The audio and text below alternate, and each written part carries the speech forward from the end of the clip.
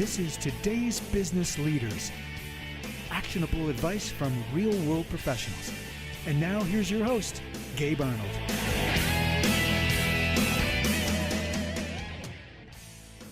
All right. On today's show, I have Janis Pettit, and she's going to talk to us about entrepreneurship and life and her company, the 10X Zone. So welcome to the show, Janis. Thank you, Gabe. So great to be here. I know. I enjoyed our first Zoom we had a few weeks ago or a couple months ago. So I'm glad we get to connect and share our conversation with everybody else too. So as always, I always start out. Can you tell me when you first realized that you were an entrepreneur? Maybe it's when I realized I was unemployable. How early was that? Quite honestly, I have a very kind of different background. I was a professional actor in New York for many years, about 13 years. Wow, that's cool. And I did Broadway, off-Broadway, soap operas, commercials, all that kind of stuff. And it's a tough business, very dysfunctional. It's great when you're working, but you're always on this cycle, right? You do a job, you finally get into the unions, you do a job, and then the job ends and you're back auditioning on unemployment. So that was my 20s, right?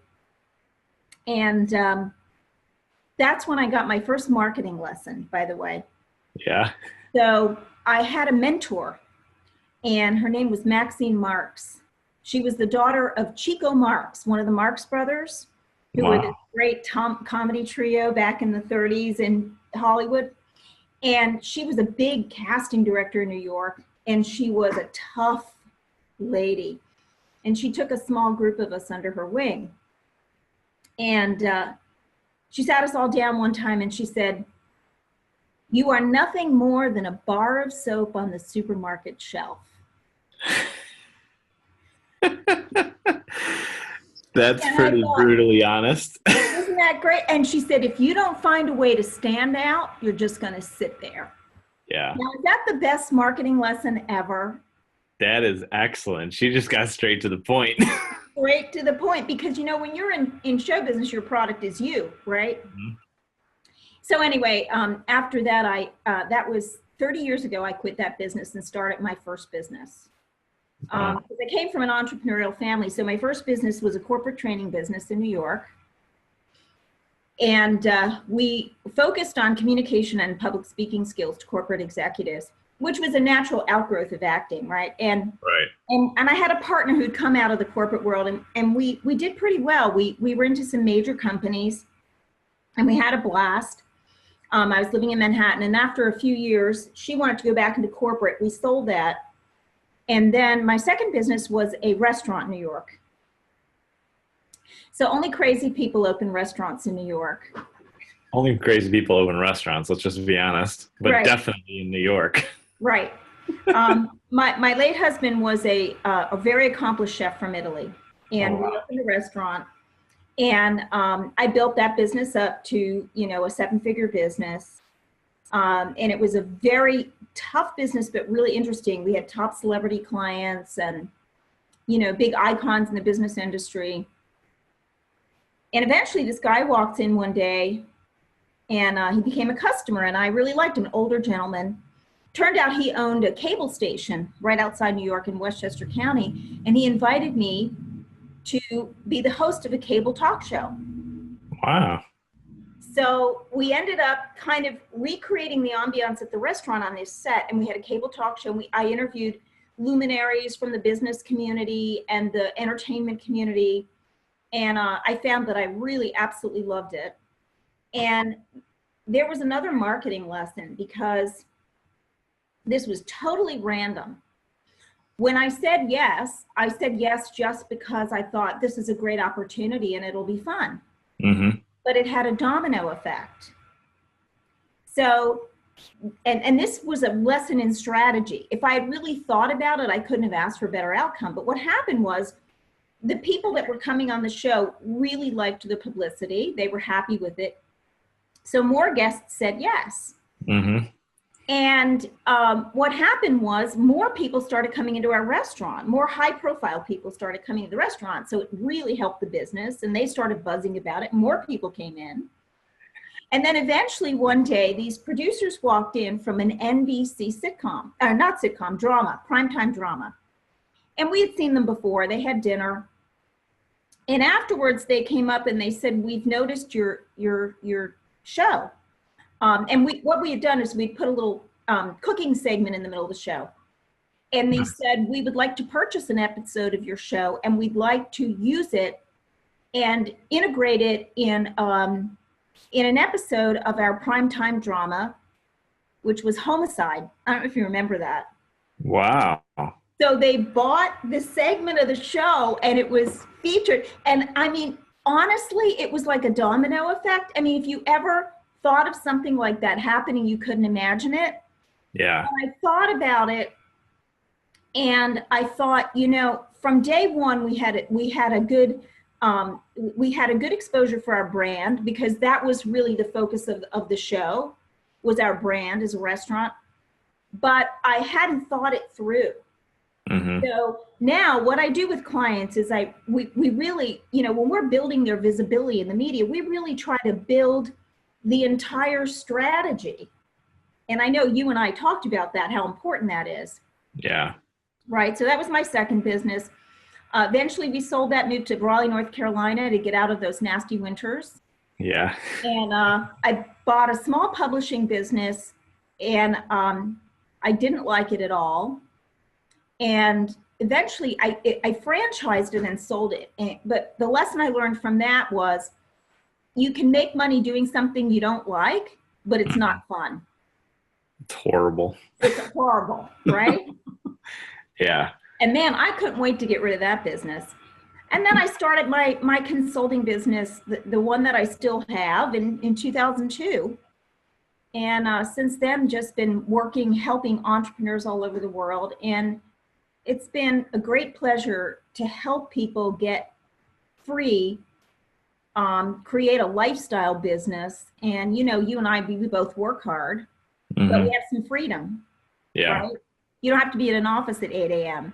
No, I can sleep in till 11 like I did today because I stayed up till 4. Right. That's right. awesome. So it's been an interesting journey. But I think when you're kind of being called to that, like I said, we're the Unemployables.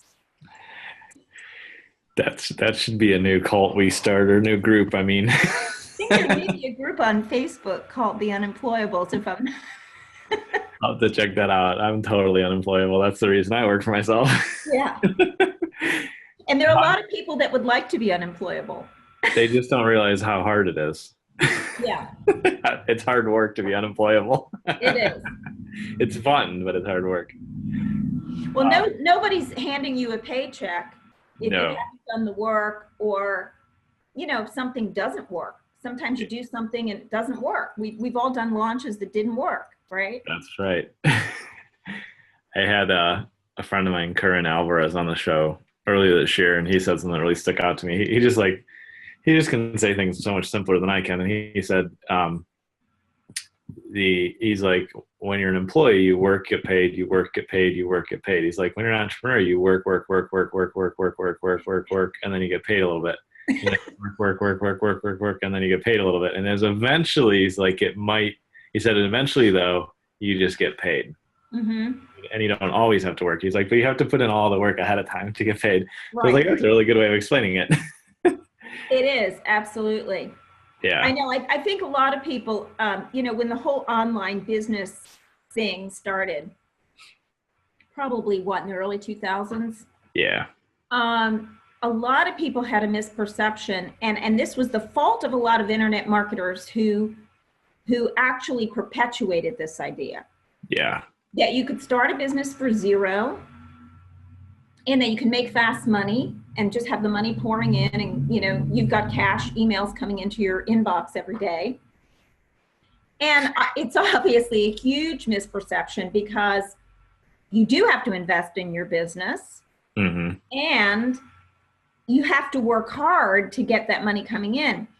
And I just said to somebody the other day, you know, I was talking to somebody that wants to work with me, and he's actually already built up quite a business as a speaker, but he wants it to go bigger.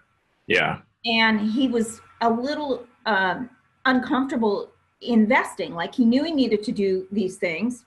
But I said, could you think that you could open a restaurant in New York for $10,000 or $20,000? And he said, well, that's a joke. And I said, but really, you can start an online business between $10,000 and $20,000. You can really start a decent business, right? You can get clients coming in the door. Mm-hmm.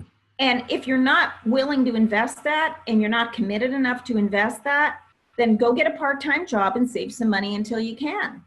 But you can't start it for zero.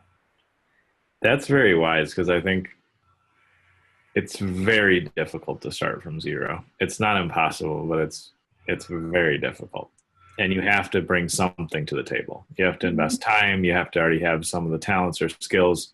You really should have worked somewhere else or got something under your belt, because just literally starting at zero is a horrible idea, like you said. And it's a much wiser thing to go get a job, or, you know, if you need to, or invest the money. Because like people don't realize is even years down the road, I mean, you've been in this, you know, a little longer than me, but I've been doing this 20 years this year. And like officially inked the company I have now 10 years ago, or 11 years ago now, actually. And like, even this year, like so far this year, we've invested $60,000 in training and staff that I won't see back for like 2 years, which is fine with me, but it's not like it just all rains money every day. Right. And if it is raining money with no effort, it's going to dry up and stop, and you're going to be back to broke. That's right. Because there are random windfalls or weird things that happen. But like, I think it was more last year, but all last year I was telling people, I'm like, do not put money that you care about in Bitcoin and crypto, because that balloon is going to burst. And like you were mentioning, the internet marketers who perpetuated some of the stuff. Yes, they were making AdSense money, like hand over fist. Like there were these little trends that were going on, but nothing like sustainable like that lasts if it's not principally sound. And yes. I actually, a couple of years ago, talked to one of those AdSense guys, and he didn't know what to do. Like I related to him because like I did really well in my early 20s, made millions of dollars, and then I lost it all because I had no idea what I was doing.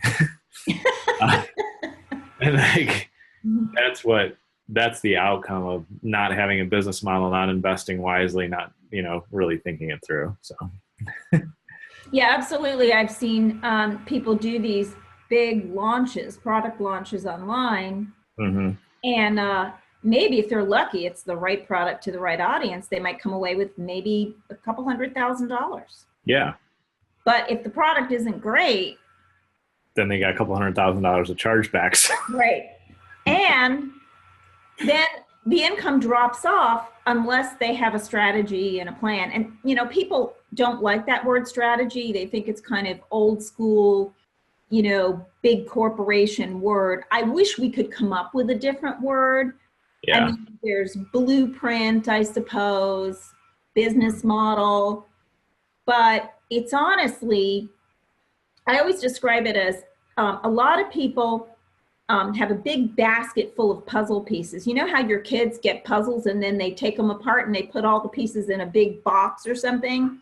Yeah. They have a big box of puzzle pieces, and they just pick one out and they try it, and they pick one out and they try it, but they never sit down and pull out the pieces and try to put them all together in a puzzle and do the whole puzzle. And until you do that, you don't have anything solid. You just have a big box of pieces. That's a great analogy. And yeah, you absolutely have to have a strategy or plan or path or goals. Like floating around is not a successful business model. I've tried it. Yeah. It just doesn't work out as well. Fortunately, relatively early on, I've always had some objectives and stuff, and that's helped me. But one of the things I'm like way more intentional about in the last year, and especially even this year and even the last few months, is like really trying to be methodical and think through, what am I doing and why am I doing this? and what's the big picture plan? Because if you can slow down a little bit, you can be a lot more effective. Yeah, you know what else I've really discovered too is, so Gabe, you and I met on LinkedIn, and then we had a conversation, and I got the impression that you were really skilled at details because you're skilled at technology. Yeah. So I'm not. Mm-hmm. I'm more of like the innovator, type. I'm more of a big picture thinker.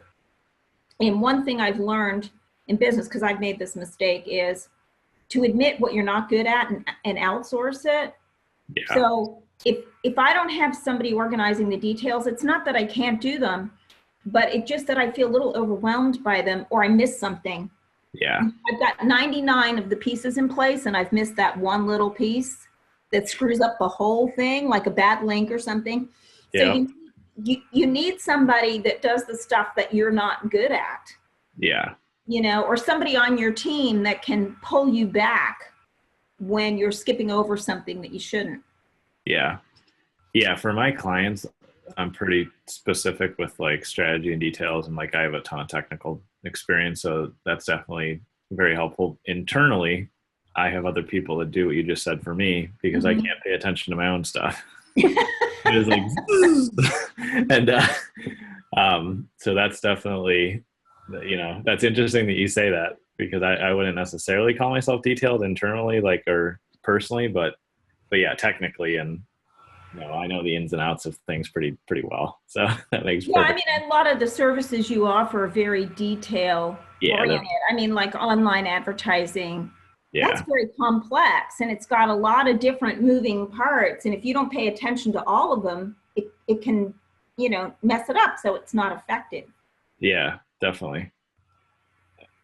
In the beginning, when you were talking about acting, I had a few thoughts about that and a couple questions. What led you into acting? Just random idea, and like, did you always live in New York, or did you move there and be like, I'm going to be an actress? Yeah, I moved there, and I got a master's degree in opera, and the choice was opera or musical theater, and I chose musical theater because I love theater. And then eventually I got into just doing some straight acting without the singing part, So it was kind of, music, and then that led into the performing and the acting. I think that the majority of my entrepreneurial life has been acting. Really? In a positive way. I don't mean like in a misleading way, but I'm hyper aware of body language and tone and presentation and words that are used and physical space between people and follow-up touches and all that stuff. So and you've, based on what I think anyway, my opinion is like, you've stayed in acting the entire time.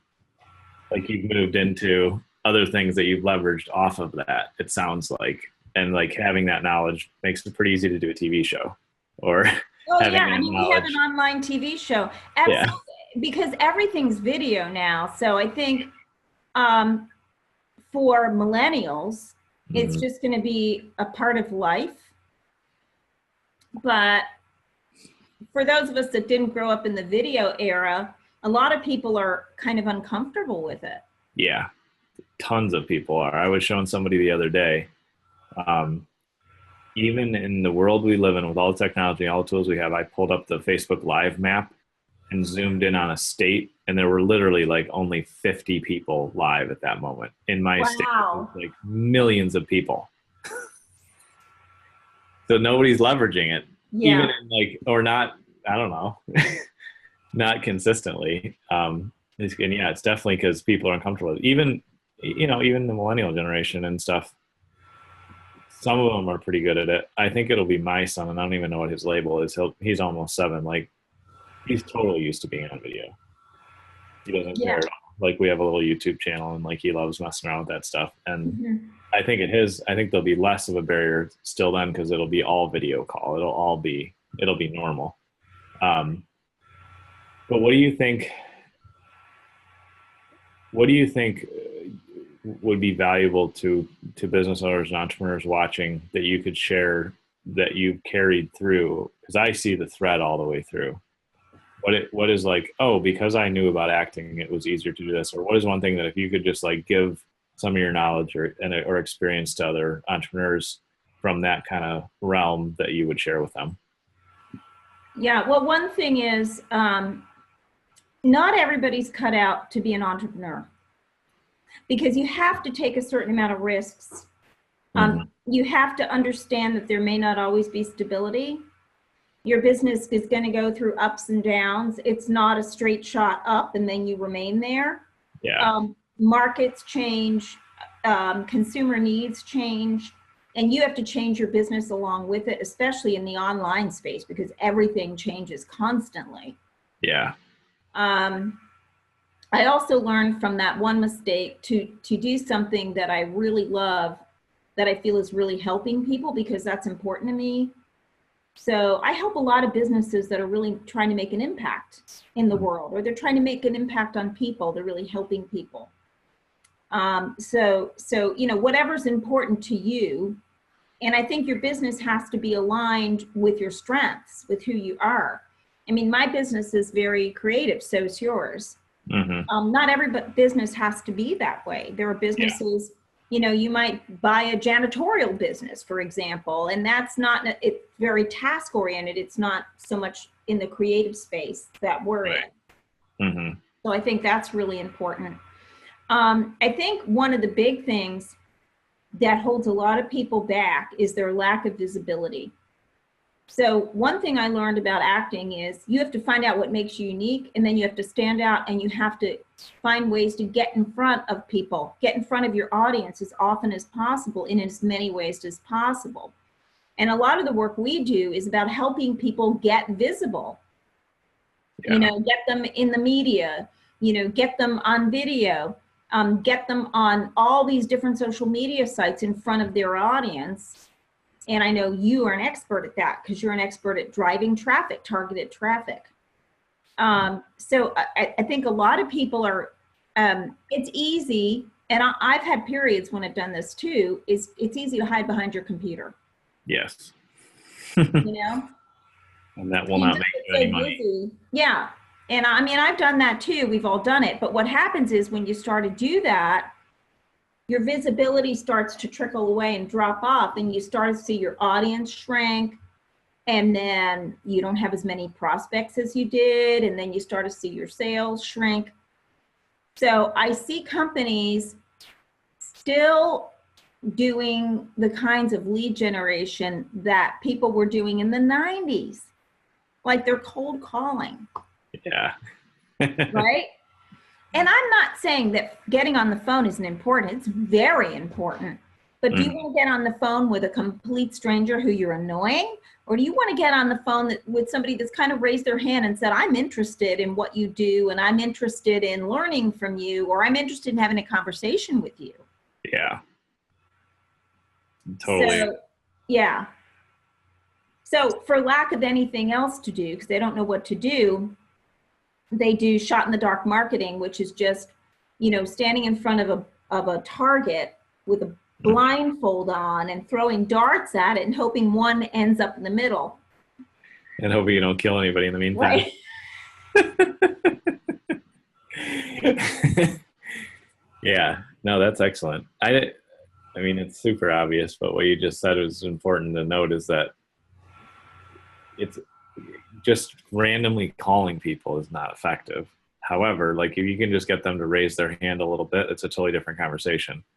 So most of the cold outreach we do is digital first, and then like how you and I connected is like, hey, I don't remember what I sent you at first, but like we start the conversation, and then it's like, oh, this does make sense to get on and have a call or talk more about it. And it kind of lets you select or opt into moving the relationship down the road more, instead of just starting by straight calling. Because if you're phenomenally good on the phone, you can just call a list. And we actually still do cold call too. But it's with a targeted specific approach and plan. It's not just opening the phone book, so to speak. But yeah, so that's definitely key.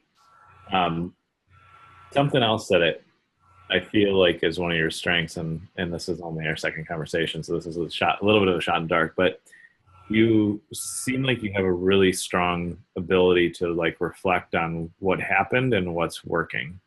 So you seem like you're either really intentional with reflection, or that's easy for you because you, at each point of your journey that you shared, you said, and then I noticed this was happening, or I noticed this ended up having this effect. Is that something that you've always had? Or is it something that you've developed, or how?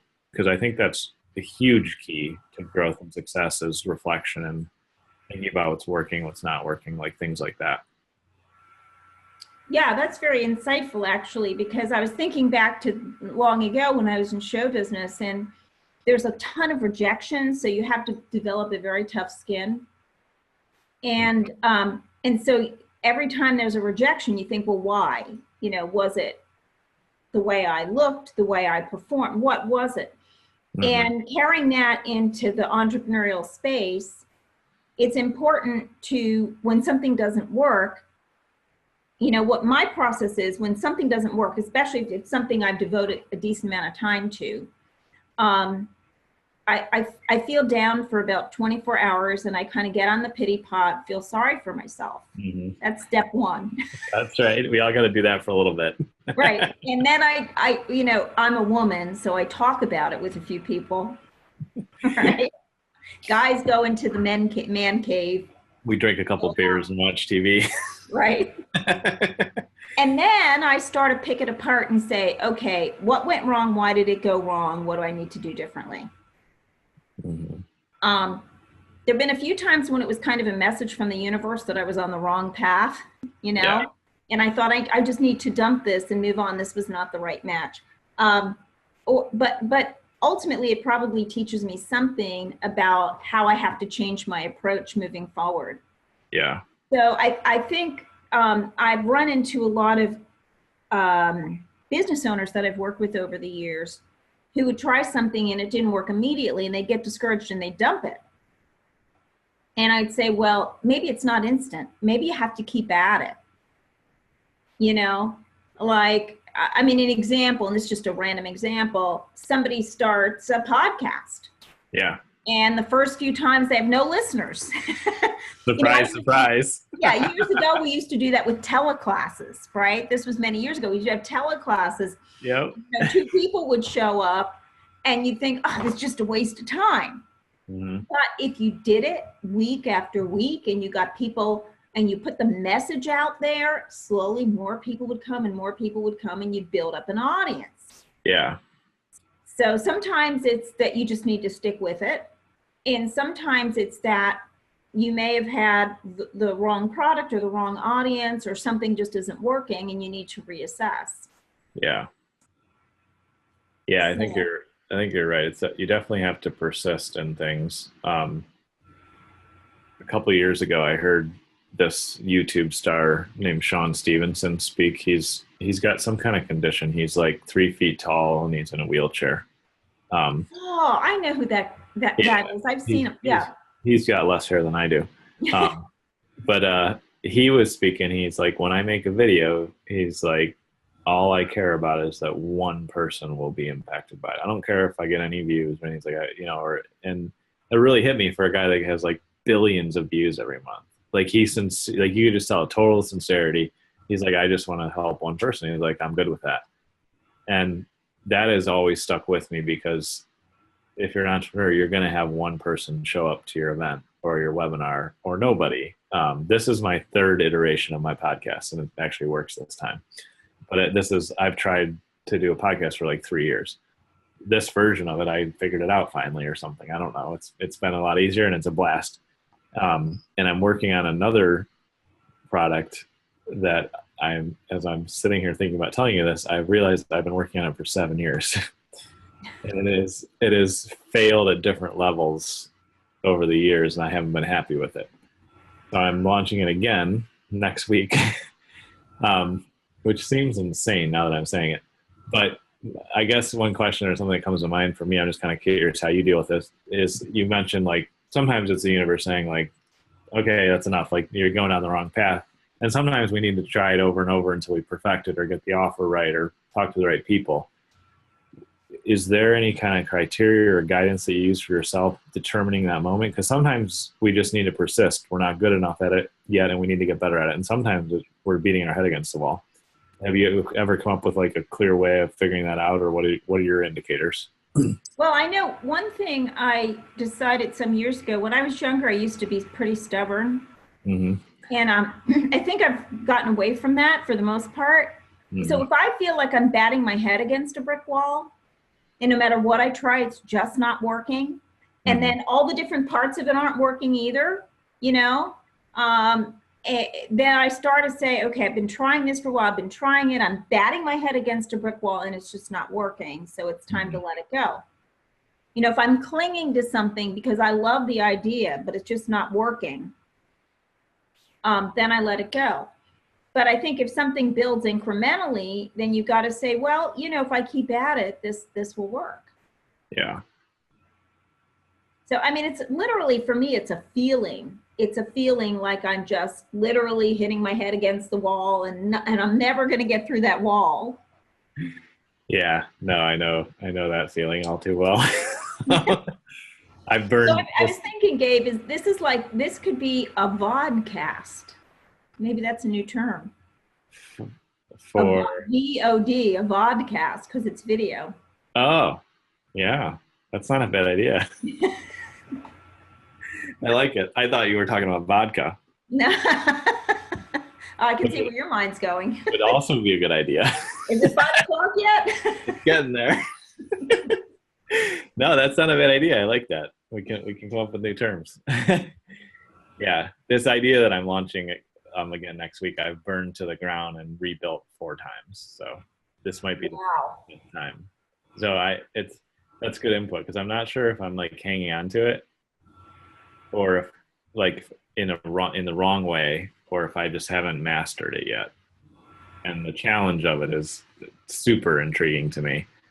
And so we did a little beta with it in May, and it went phenomenally well. But I think I have it solved, but we'll see.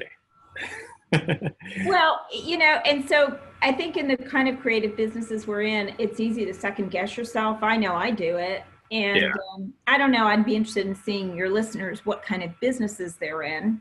Yeah. But if it's something where you're creating your own products and services, it's easy to either slip into second guessing or imposter syndrome. Yes. You know, where you think, is somebody really going to buy this? You know. So, what have been the times where you've had like that imposter syndrome? Because that has popped up for me very, very rarely, very mildly, but when it does, it's like kind of takes me aback. But I know that's something that people talk a lot about in face. Is that something that you've struggled with? And if so, like what have you done with it? Particularly I think early on in this particular business where I was kind of inventing it as I went along. Yeah. And, you know, trying to figure out what it was that people really needed and what it was that they were willing to pay for. And, yeah. You know, do I have to have certain credentials to provide that? Mm-hmm. And I think most people, you know, we have a program called Unleash Your Brilliance, and it's about taking somebody who's an expert, but pulling that spark of brilliance out of them that makes them unique. And most people, they just don't see what that is. They don't see it. And they actually see the opposite. Oh, I'm not really that much of an expert. And sometimes they're a brilliant expert. Yeah. But they just think that everybody already knows this stuff, and that's not true. Right. You know, if somebody's interested in following you, they may be at the 101 level, you know, where they really need the basics. They really need help with the basics, and then they need help, you know, building up from there. Yeah.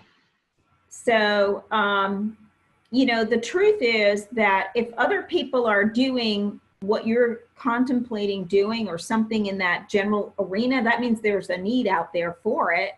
Yeah. So you don't have to worry about, that there's not going to be any need for what you do.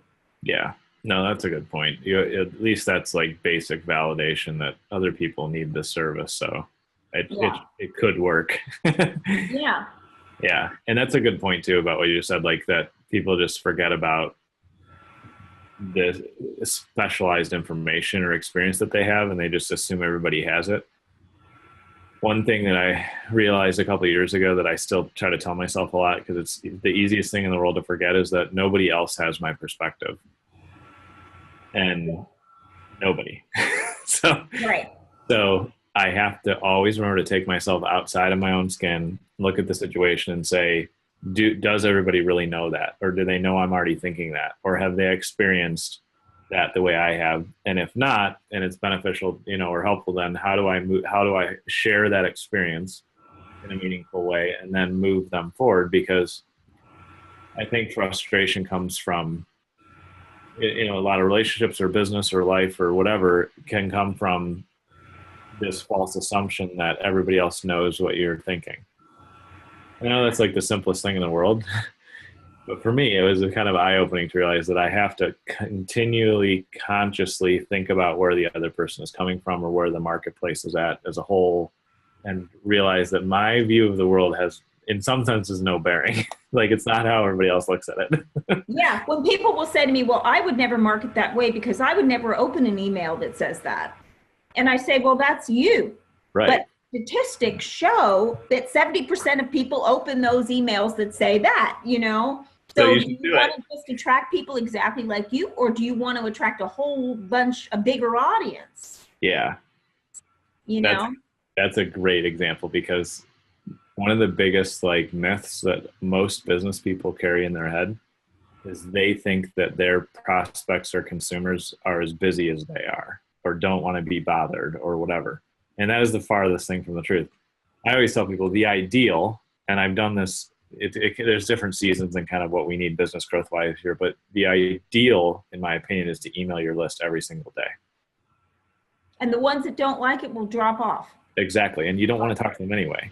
But introducing that concept to people, some people literally get chest pains from it because they think that's too much. Yeah, it's like text marketing. Or for a while I was doing some work with restaurants. I kept getting called by restaurants because of my background with restaurants, and I don't really want to work with restaurants, but and some of the owners, particularly those over 50, were very resistant to the idea of text marketing. Right. And I'm telling them, for certain businesses, it's a gold mine. It's super effective. Super effective. I mean, if you can text somebody when they're in the neighborhood of your restaurant and say, hey, we got something special going on today. I see you're in the area, come in for a free glass of wine or whatever. Right. It can be very effective. Facebook Messenger marketing. That's one of my goals this year with my company, is to really investigate that and start using it. And I think it has to be used cautiously. You don't want to spam somebody's message, Facebook message thing, chat thing, but to use it once in a while when somebody's opted in, to tell them, hey, I'm going to do a Facebook Live on this topic in an hour.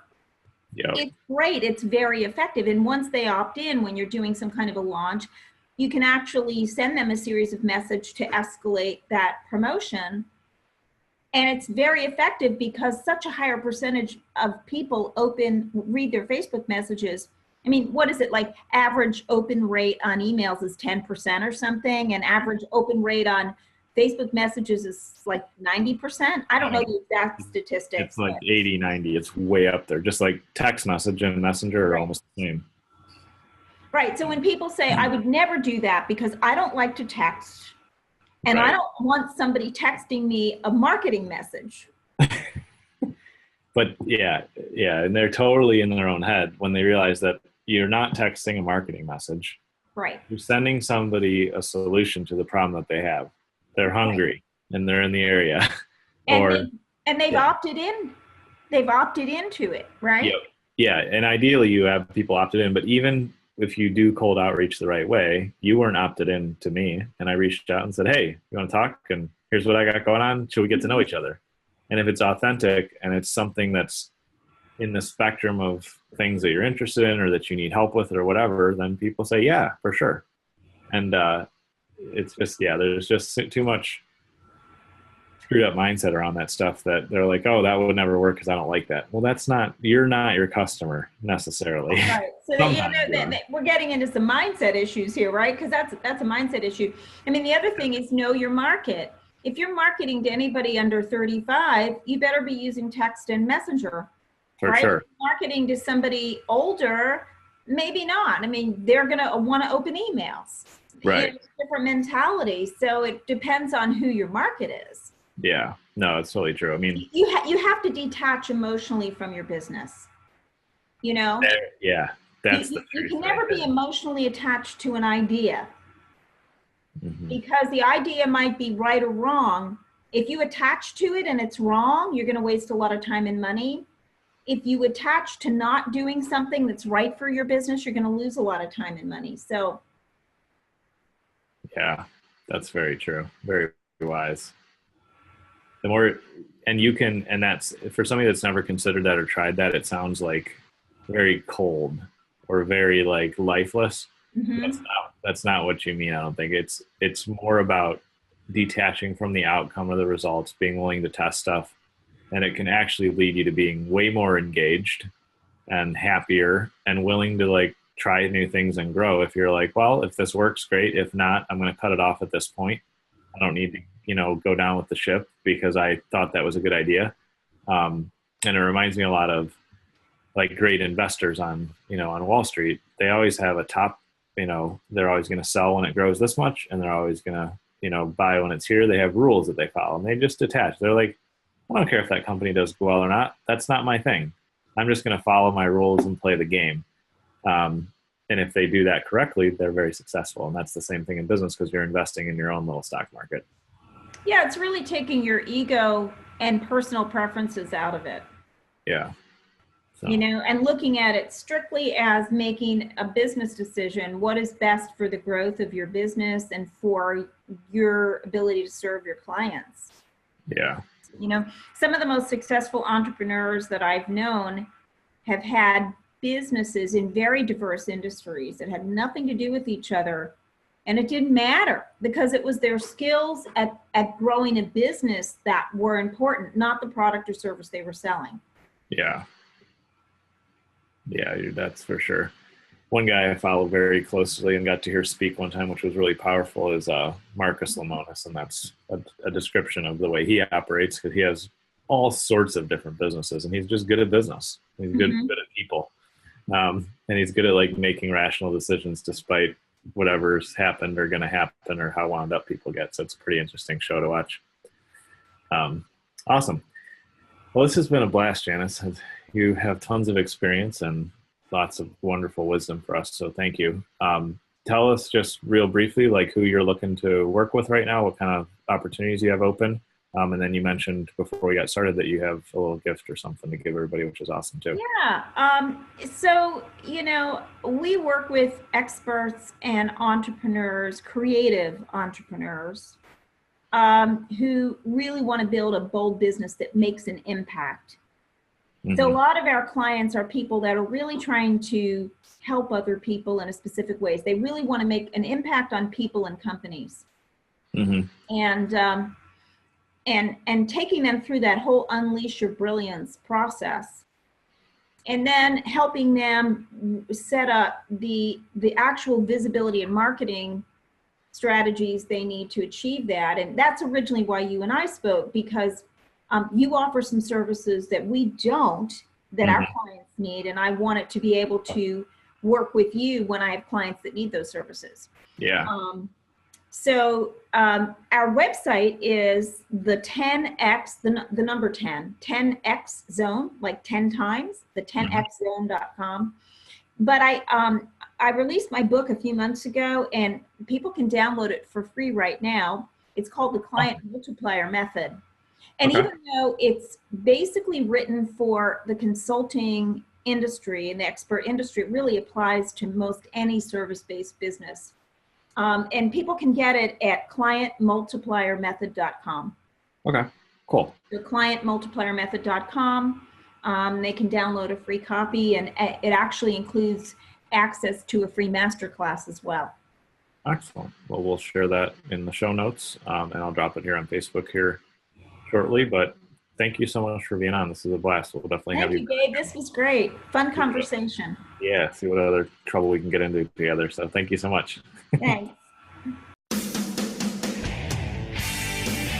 You've been listening to Today's Business Leaders with Gabe Arnold.